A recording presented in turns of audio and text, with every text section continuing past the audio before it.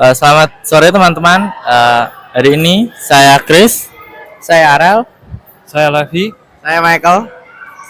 Kami berempat akan melakukan rekreasi ke Lawang Sewu dan juga sekalian menjelaskan sejarah singkatnya.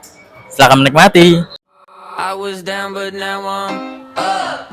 Yeah. This all God, this ain't no lie. Yeah. I used to be stuck in that mud. Whoa. Yeah, I was down but now I'm up, up, up, up. I was down but now I'm Tahun 1864, saat program pemerintahan Belanda ingin membuat jalur kereta api pertama kali di Indonesia, pada saat itu untuk menempuh perjalanan antara kota membutuhkan waktu yang cukup lama. Oleh karena itu, pemerintah Belanda memutuskan membangun jalur kereta api untuk menghubungkan Semarang, Solo, Yogyakarta, dan juga Kedungjati hingga Ambarawa. NIS menghubungkan stasiun Semarang dan stasiun Tanggung yang dimulai pada 1864 sampai 1867.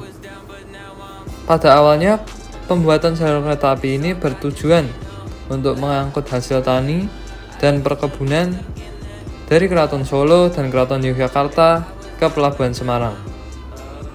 Dengan adanya perkembangan teknologi ini, membuat pihak NIS menjadi sukses besar dan semakin banyaknya pegawai membuat mereka memutuskan membangun kantor baru.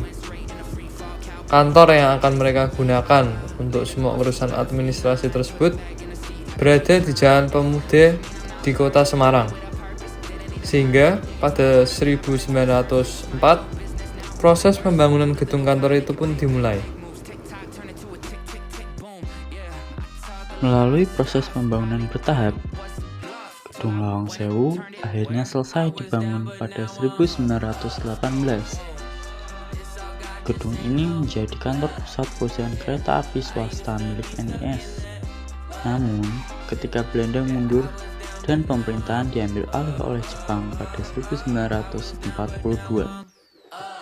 sehingga pada 1942 sampai 1945, Gedung Lawang Sewu menjadi kantor Ryokusokyoku atau Jawatan Transportasi Jepang.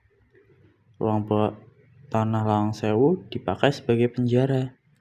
Kemudian, pada 1945, tepatnya bulan Oktober, pemerintah Belanda ingin merebut kembali wilayah Semarang, sehingga menimbulkan perang yang berhasil membuat pihak Jepang mundur.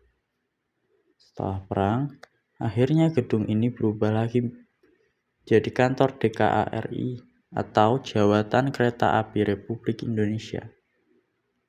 Namun, kemudian kantor DKA-RI harus berpindah ke bekas kantor De Zustermaatschappij karena Lawang Sewu akan menjadi markas tentara Belanda pada 1946. Tahun 1994,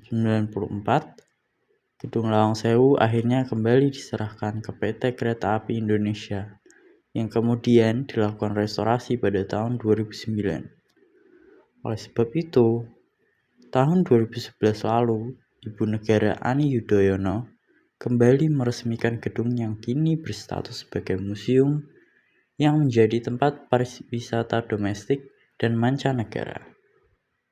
Nah, selanjutnya aku bakalan ngasih kalian beberapa rekomendasi spot-spot foto yang bagus yang ada di Lawang Sewu ini.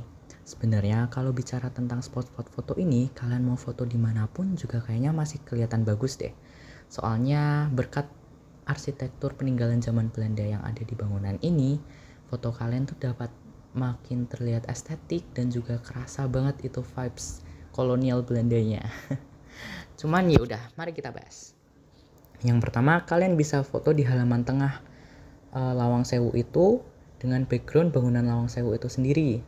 Nah, dengan background ini, foto kalian tuh dapat terlihat jauh lebih estetik.